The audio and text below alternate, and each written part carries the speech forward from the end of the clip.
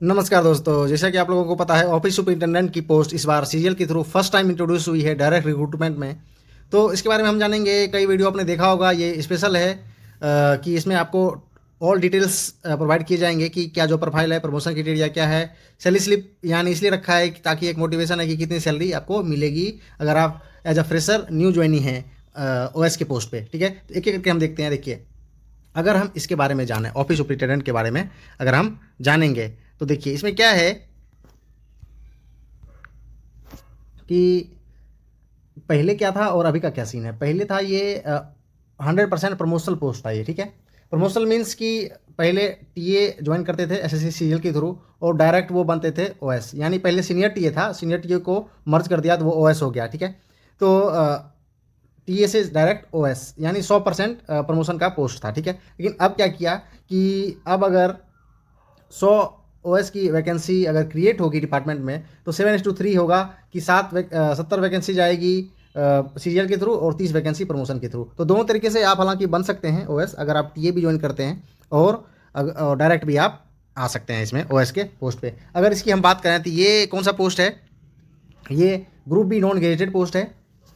All India posting है इसमें। Means इसका मतलब ये नहीं कि आप कहीं भी ट्रांसफ़र लेके जा सकते हैं। इसका मतलब ये है कि आप जो रीजन सेलेक्ट करेंगे हर जगह इसकी लगभग वैकेंसी होती है। हर बड़े शहर में इनकम टैक्स ऑफिस है लगभग, तो वहाँ आपकी पोस्टिंग हो सकती है मार्क्स के अनुसार। तो कहीं भी आप इसमें पोस्टिंग, चाहे वो एक्सट्रीम साउथ हो, नॉर्थ हो, ईस्ट हो और वेस्ट हो, कहीं भी। ठीक है, और ये किस एग्जाम के थ्रू होता है तो एसएससी सीजीएल एग्जाम के थ्रू होता है। 2 एग्जाम इसमें होते हैं और उसके थ्रू आपका सिलेक्शन होगा।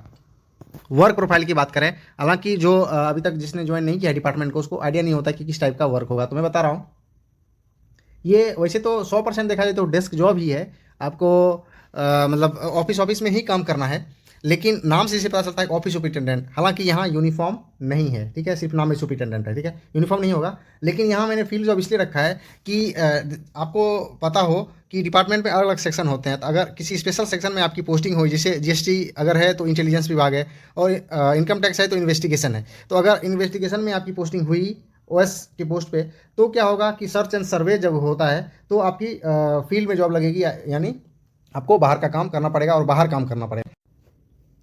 अब अगर हम सैलरी पैकेज की बात करें तो सैलरी में अगर देखा जाए तो ये जो है लेवल 6 की जॉब है। किसके बेसिस पे? 7th पे कमीशन। अभी आप लोगों को पता है कि 1/1/26 से 8th पे कमीशन जो है वो ड्यू हो गया है।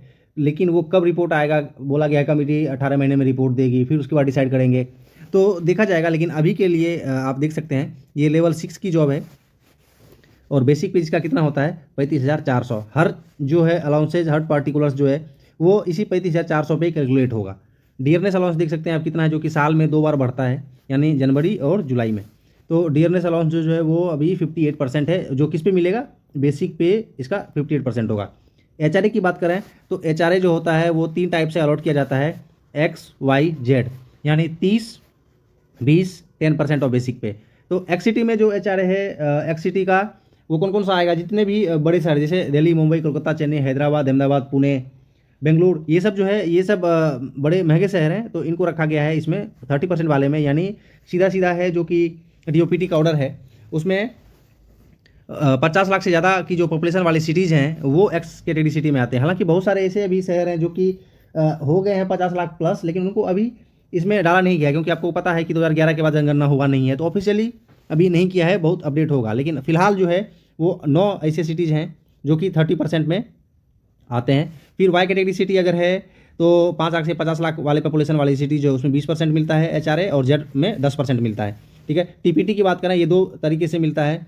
एक्स सिटी में मिलेगा 3600 प्लस डीए, और वाई सिटी में मिलेगा 1800 प्लस डीए, और जेड सिटी में मिलेगा 900 प्लस डीए। यानी कुछ ऐसे महंगे शहर हैं जो कि वाई कैटेगरी सिटी में आते हैं एचआरए के मामले में 20% में, लेकिन उनको टीपीटी जो मिलता है वो एक्स सिटी का ही मिलता है। इसलिए मैंने यहाँ लिखा है 3600 प्लस डीए।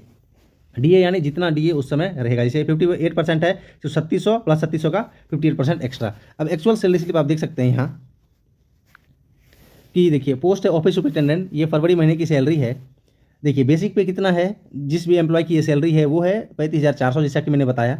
डीए जो अभी मिल रहा है वो होगा 20,532, यानी 58% के हिसाब से है। ठीक है, अब देखिए टीपीटी जो मिल रहा है 5688, यानी ये 3600 प्लस डीए इतना है। ठीक है, 3600 प्लस डीए के हिसाब से है ये टीपीटी। इसमें देखिए HRA नहीं है, HRA नहीं है, और यहाँ देख सकते हैं आप लाइसेंस भी कट रहा है, यानी लाइसेंस भी मीन्स इसको गवर्नमेंट क्वार्टर जो है वो मिला हुआ है, इसलिए यहाँ लाइसेंस भी कट रहा है और HRA इंक्लूड नहीं है। अगर विदाउट HRA देखा जाए तो कितना बन रहा है टोटल, यानी ग्रॉस सैलरी बन रही है 61,620 यानी 61,620 रुपये, ठीक है, लेकिन इतना मिलता नहीं है।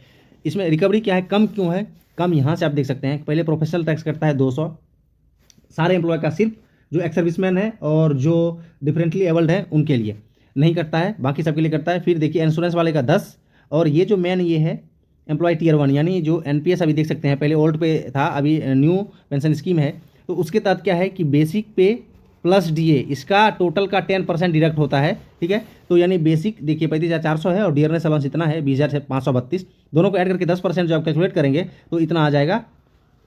वो NPS डिडक्ट होगा हर महीने, जो कि आपके NPS अकाउंट में जमा होगा। और साथ साथ क्या होता है, इसी 10% आपसे कटा और इसी का 14% जो है गवर्नमेंट अपनी तरफ से आपके NPS अकाउंट में जमा करेगी, ठीक है। तो ये तो डिडक्शन की बात होगी। अगर डिडक्शन सब जोड़ लिया जाए और यहाँ देखा जाए डिडक्शन के बाद कितना नेट सैलरी बन रहा है, तो 55,316, लेकिन इसमें HRA इंक्लूड नहीं है। अगर आप इसमें HRA इंक्लूड करेंगे, अगर एक्स-सिटी का HRA देखेंगे तो कितना हो जाएगा 7080, यानी 7,080 रुपये का इसमें मिलेगा वाई-सिटी का HRA, ठीक है, यानी 20%। अगर आप एक्स-सिटी का HRA इसमें मिलाएंगे तो इसको 3 से मल्टीप्लाई कर सकते हैं, 10120 इतना होगा। यानी देख सकते हैं कि अगर आप वाई-सिटी में ऑफिस सुपरिटेंडेंट ज्वाइन करेंगे तो आपकी इनहैंड सैलरी होगी, अगर आपको क्वार्टर अलॉट नहीं हुआ है तो 62,000 के अप्रॉक्स, और अगर एक्स-सिटी में होगी तो आपको 65,000 के अप्रॉक्स आपको सैलरी मिलेगी, ठीक है। अगर गवर्नमेंट क्वार्टर अलॉट हुआ है तो आप देख सकते हैं 55,000 के लगभग आपकी सैलरी बनने वाली है। इस हिसाब से इसमें मैंने टोटल बताया कि किस हिसाब से सैलरी मिलती है, किस हिसाब से सैलरी पैकेज है, इसका वर्क प्रोफाइल क्या है, और इसके बारे में बताया कि भाई आप कैसे रिक्रूटमेंट होती है इसकी, कैसे आप OS बन सकते हैं, डायरेक्ट भी और प्रमोशनल पोस्ट भी, ठीक है। तो बाकी के वीडियो के लिए बने रहिए। जय हिंद।